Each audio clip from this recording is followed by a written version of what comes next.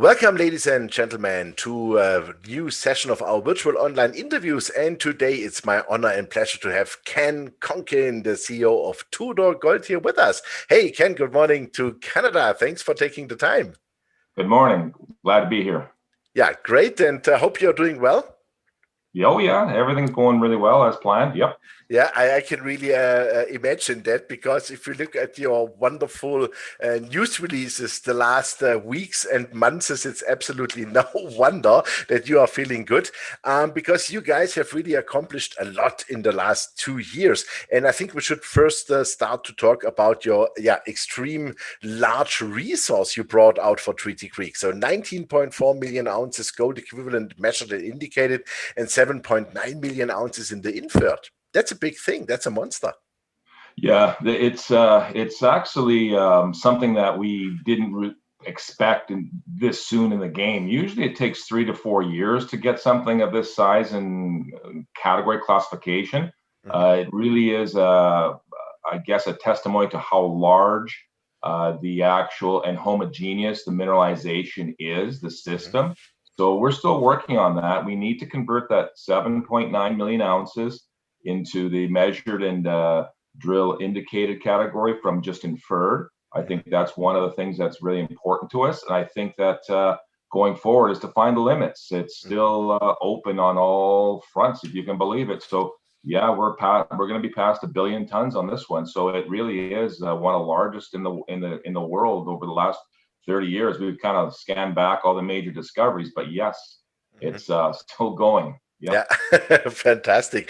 But what I was wondering, and what I got also as questions from some viewers, they said, okay, it's a monster resource, but at 0.74 grams gold and 0.79 grams gold, isn't that a little bit too low for, let's call it, such a little bit of a remote area on the one hand, but on the other hand, you did already some gold recovery tests with 96% recovery, which is quite good. So can you please elaborate on that a bit? Yeah, this is the classification we're heading towards, is what we call a global classification, or a property-wide, entire kind of a conceptual issue where how much gold the system contains. We can easily dial that back by way of cutting off shoulder grades, things that look like they're not gonna make it when we do a PEA. We'll see what the actual true value lies, but as a straight resource that doesn't have any capex associated to it, that is what we'll get back. That number is a valid number given the 0.3 cutoff for a conventional open pit, and given which we raised the I think it's 0.48, the actual underground cutoff, because we could. Classically, you'll use a 0.35, but we went to a 0.48. However, if you use grade sensitivities, in that report in the 43101, you can see that there's actually much higher grades in the center of the 300 horizon that would start at 1 gram, for example. We can actually curtail it, but in a conventional open pit, the luxury we do have is to go after all those beautiful 2 gram, 3 gram gold runs, those intercepts, park the things that may be ran later, like as shoulder grades. Anything that's a 0.6, 0.8, you can put that on the side, run only your highest grades, pay back your capex much quicker. And once you've got that loan aspect or that debt load paid down, then you can run through the lower grades. And the nice aspect of the 300 horizon is the best grades are within that 300 meter horizon. So not necessarily are you going to see at the end someone try and attempt to mine, say, 30 million ounces. They may take 20 million of that in total of what is considered to be at the time economic, because you have to forecast forward 7 years. By the time you do the development, the mine planning, the permits, the finishing of the exploration, we're not there yet. So we can turn our attention to higher grades at the end for grade sensitivity. And the one unique part about Goldstorm, and not too many people are aware of this, it does have high grade components to it. So you may see something in the near future where we may turn our attention to that. But like everything, if I can use a really good example, and it's the history of Snowfield's Brucejack. When I was associated with that project, the initial discovery, like Goldstorm, was Snowfields. Everybody had this great model, this large target, but we didn't stop exploring. We went off from 2006, 2000 to 2010. We drilled off Snowfields, but in 2009 we began our work at Brucejack Lake. In 2009 was the discovery of Valley of the Kings, but it wasn't even named until 2010. So along the same lines, we are not just exploring for Goldstorm. We are looking at the entire property-wide potential. So this is the concept that I don't think people realize. Just because we have one, we're not stopping with this. We're going forward to see what else lies there. But yeah, so that grade is an overall global resource, is what the term we use, or conceptual, that includes all of the dilution and everything else we'll have with it. Later on, we'll cut it back, trim it up, look at a preliminary economic assessment where we can address that. And finally, the feasibility, then the economic assessment. It's all that acid test gets put to it. What would the optimization of the grades be? So there's, and we'll play with things like price of fuel, price of gold sensitivity, all of that comes into it. But right now, preliminary resource, initial resource. Yeah, absolutely. Great. So you just have been in the field several weeks. So what's going on there? What are you doing? Can't tell you. No, just kidding. A lot. We're on schedule. We've had a lot more snow than we anticipated, which was a blessing because we were able to bring in a lot of heavy equipment. And thanks to our good friends to the South Pratium Resources, they allowed us to use their road to bring in all the heavy equipment needed and required to expose drill sites, D7s on site, a 300 excavators added, a couple of snowcats. So going forward with 4 drills, 5 drills are on site now. We're looking to put the 6th rig on site so we can get spooled right up to full capacity. But like everything, we've got to do it safely. And going forward, we're taking down avalanche potential because we did get in so soon. And in the case of perfect storm, when we get up that far, we just need to wait for some water to show up. Otherwise, we're pumping for 7 kilometers of water, which we don't necessarily need to do. Yeah, so definitely. we just have a bit of patience on that one and wait. And that was the big hang up, was waiting for the water to show up locally. We could have pumped from a long distance, so we just took our time to put the camps in place. We have our lower camp is up and running. Our baseline studies are also on going forward. Our climate station is in. We're now taking all the baseline studies forward that are required for a PEA, then a feasibility. So everything is coming along nicely at this point and drilling successfully. Okay, super. So what was the reaction of your neighbor Seabridge when you brought out that great resource? I'm not sure. I think, well, the funny part about we've always been, I think, cordial to each other, but now there's been a lot more dialogue back and forth. I think I think they know it's a serious project because everybody was thinking, well, nothing's going to come out of this. And if you're an odds maker, you probably would have gone along with that. But given the strength of the system and given the strength of the trend, undeniable, one of the largest trends in the planet that was predictable. And I'm hoping the same to be of perfect storm. Let's go and see. And also the northeast anomaly. But likewise, in the 43-101, you'll see that some of their drill holes that they've completed, Seabridge has completed on the geotechnical, actually tagged what looks like to be very similar grades to what Goldstorm is at the bottom of the hole. So those have now been tagged as targets. We now will have to follow up on this. And for our shareholders out there wondering what's going on, well, it's on the docket. It's on the plan this year to go after and actually pop a couple holes into that system. That's looks like maybe a faulted off portion of Goldstorm, perhaps another limb of this thing. I'm not sure, but definitely worthy of 3 drill holes for sure. So yeah, we work side by side with all our neighbors, including Pratium and Seabridge for sure in any safety issues, collaborative help with logistics. If we can help each other, we do for sure. Okay, super. That's perfect. Good to know. I saw in your presentation 50,000 meters of drilling are proposed. So where do you think, or where would you take, let's say, the focus on? I could imagine Treaty Creek probably, but I see also you have Goldstorm, Copperbell, Konkin, Yeah, Southwest, Eureka, the Treaty Gossen, and in the Northeast you have some gold and silver anomalies. So how absolutely. do you combine this all together? You know, if you look at it all at once, it's overwhelming. I have to admit, it is extremely overwhelming having that many hotspots to go Mhm, after. I think we stay with the model. We go after the two premier targets right now are definitely Perfect Storm because of the success of last year's drilling, the 3 for 3 holes hit. But we're off mhm, the mark a bit. We're going to jump out 300 meters, and we're doing a very aggressive plan. We're going 300-meter separation, which is worlds away on deposits if you look at other than something of this size. So we're going to jump out and stride out just to find the center of mass. I'll use this a couple times in this interview with you. The center of mass of gold distribution and grade is what we're looking for. mhm, So like that, you would use that for Goldstorm, for example. Find the core of the 300 horizon. Then you'd find the same with Perfect Storm. You'd find the center of mass for the gold distribution. But overall, what I'm alluding to is perhaps the Northeast is the largest one. Perhaps Eureka will have some surprises. mhm, Perhaps something, if you're a betting person, you'd look at, well, you've got Iron Cap on one side of Perfect Storm, you got Goldstorm on the other side of Perfect Storm.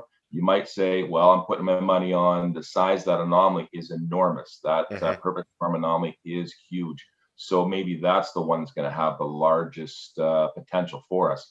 So in kind to that, this is like the old sulfurettes story of Snowfield's Brucejack, where we began the work at Goldstorm, we began the work at Snowfields, and maybe we will trip into something that would be like a Valley of the Kings. So I wouldn't rule out finding something of much higher grades, so which would be extremely exciting. So for the company to be this early in the game, to have this success for this many, as you've mentioned, a mhm, good half dozen solid targets, which we will get to, but mhm, just not yet. We've only got 6 rigs, and if you apply that model for every 1,000,000 ounces, you need $1,000,000 mhm, to uncover. So running forward, I think it's going to be a very fast and furious year. That number of 50,000 meters was something that we earmarked about 3/4 of that, at least 80% for finishing off Goldstorm.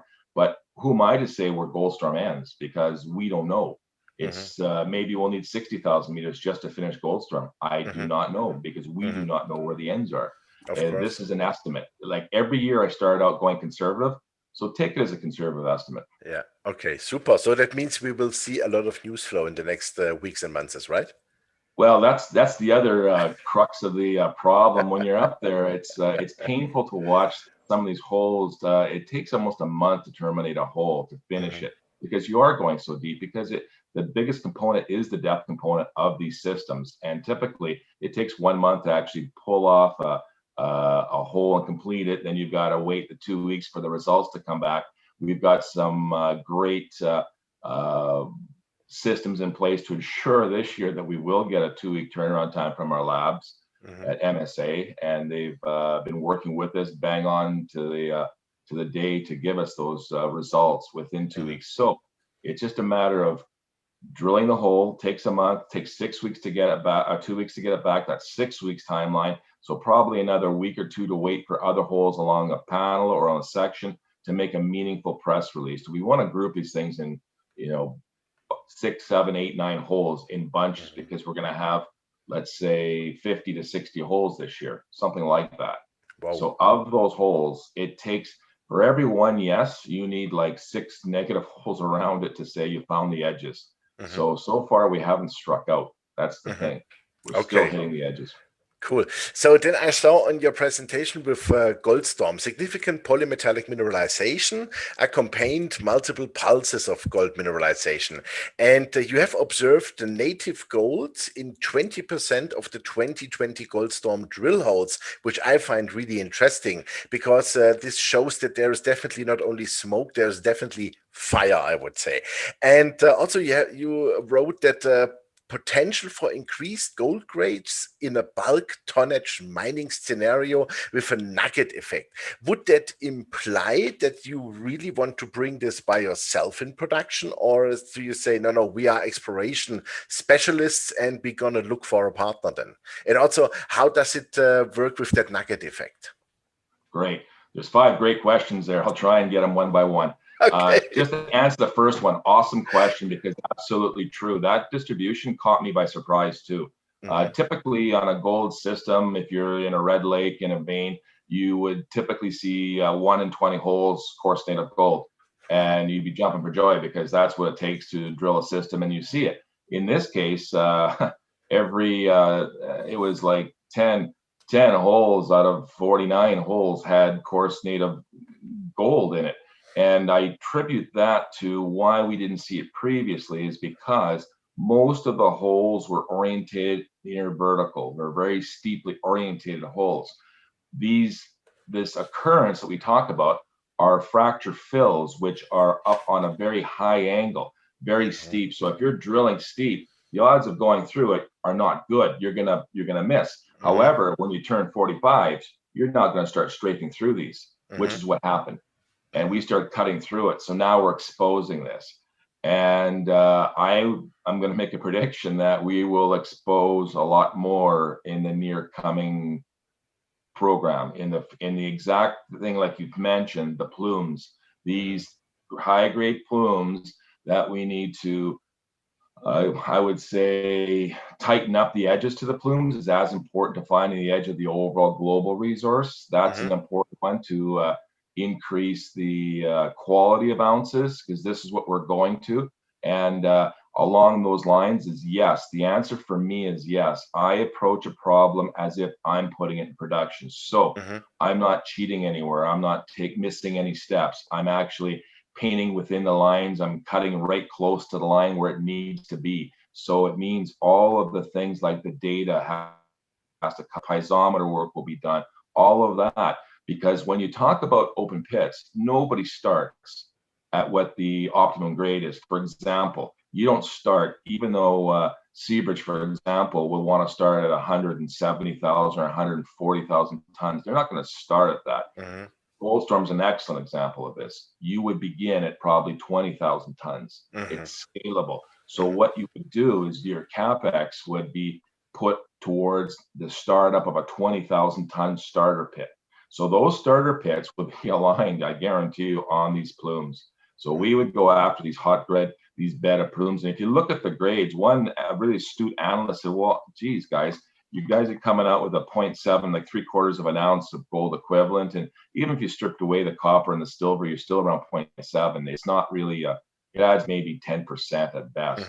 So it's really a gold dominant system. There are the only the attributable pulse of copper is within the copper stream, which is a true porphyry we see in that. All these other things that we're seeing is probably intrusive related. We didn't even know what's causing this thing. So we're taking the science forward with the MDRU, the Mineral Research Department at UBC. We've signed an agreement with them for 3 years so they can study it for us. So we've got the best minds in Western Canada working on this geologically to actually put this thing together for us, because my job is to put numbers on the board. That's my whole reason for being, is to get the numbers as big and as far as we can, because one day somebody will knock on the door and they will want to take a look at the data. So the data set, we picked up a couple of really sharp geoscientists that used to work with me in Snowfields and Brucejack days. So people with some very good experience in the capacity of running resource models and actually doing grade control. So all of these specialties are coming on board with us. These specialty sciences are going to come along as if we are going to go to full-on production. And let's be honest about it, the capex on something this large is probably in the 4-5 billion tons, billion dollars overall. But if you back that away and strip it away and not looking at Goldstorm, Perfect Storm, Northeast, Eureka all at once, just take it one starter pit at a time.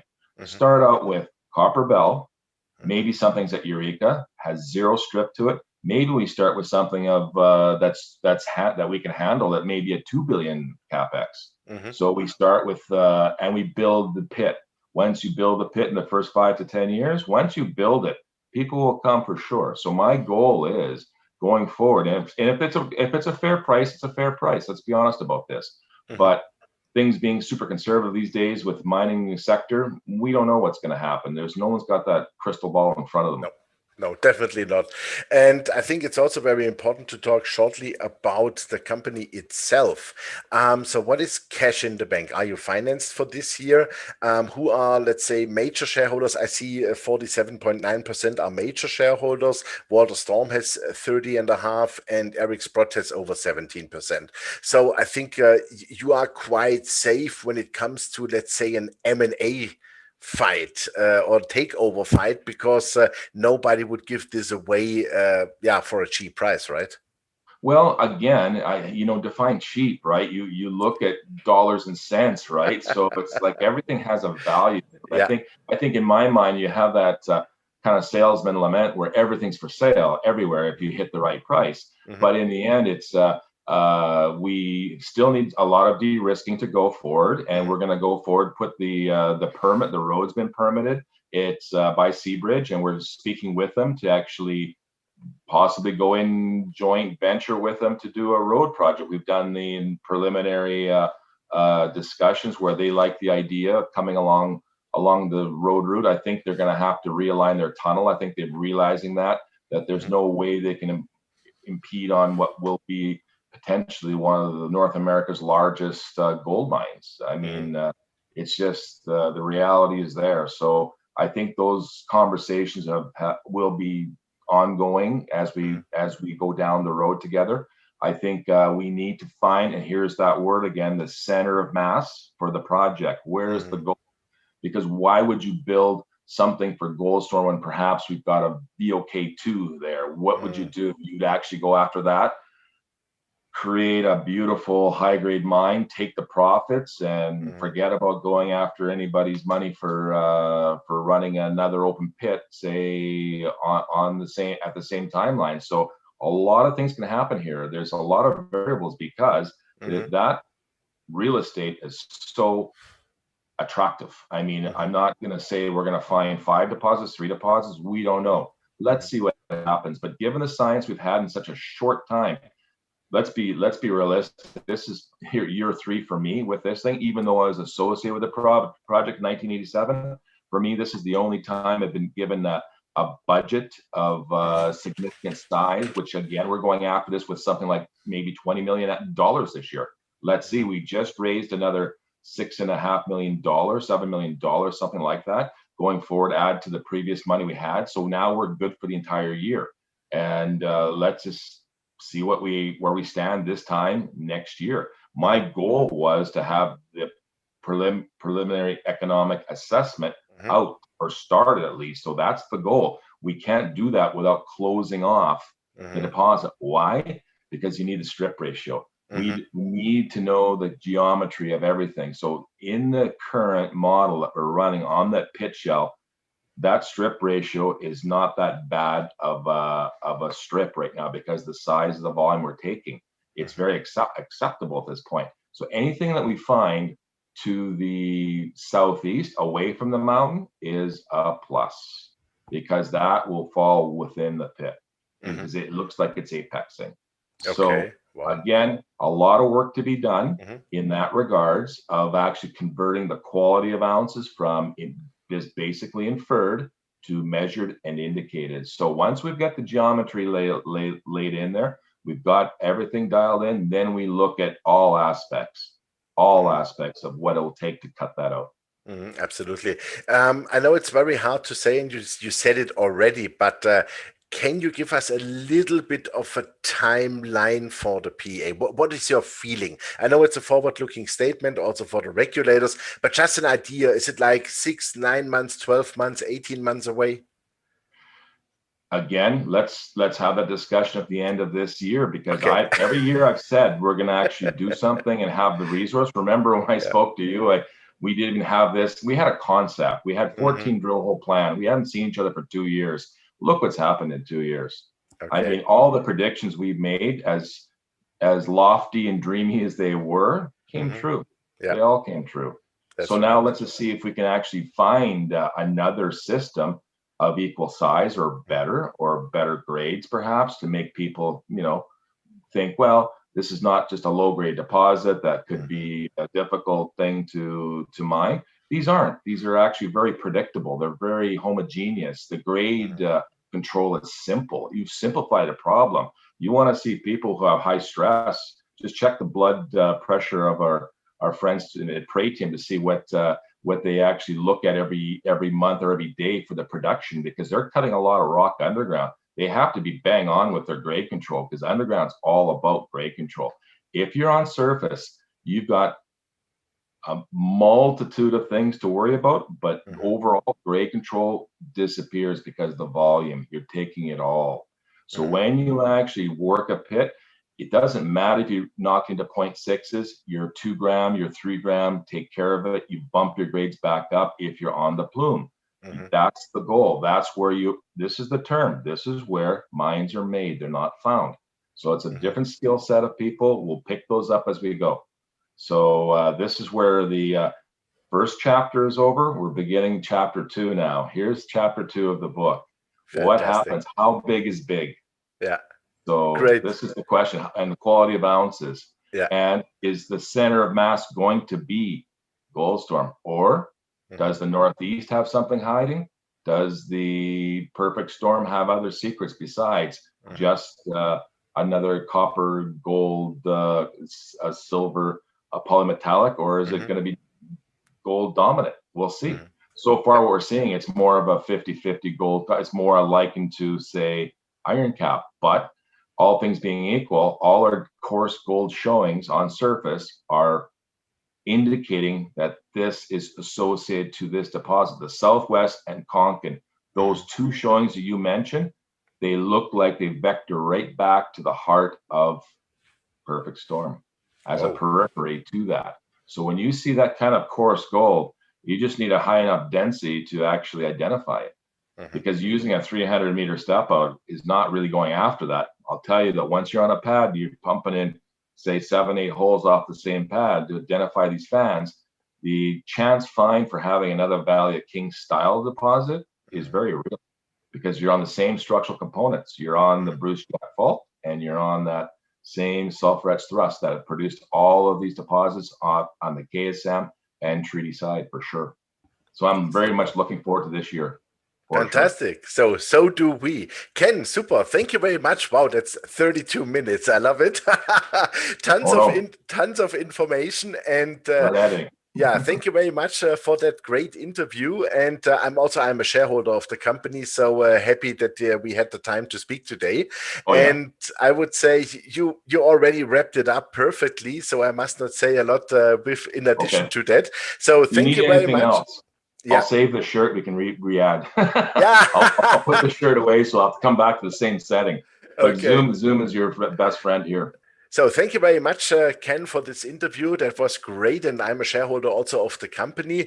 Yeah, ladies and gentlemen, that was Ken Konkin, the Vice President of Exploration, Tudor Gold. And yeah, you heard it. It looks really fantastic. Things are going really smooth the way how they want it. And chapter 1 of the book is now done with the fantastic resource estimate. They brought it, and now, as Ken said, they have opened up chapter 2. And this will gonna be a really exciting year. The company has the money to drill. 50,000 meters is the conservative estimate for this year so far. And it looks like that we're gonna see a lot of news flow within the next weeks and months. And this is how we like it.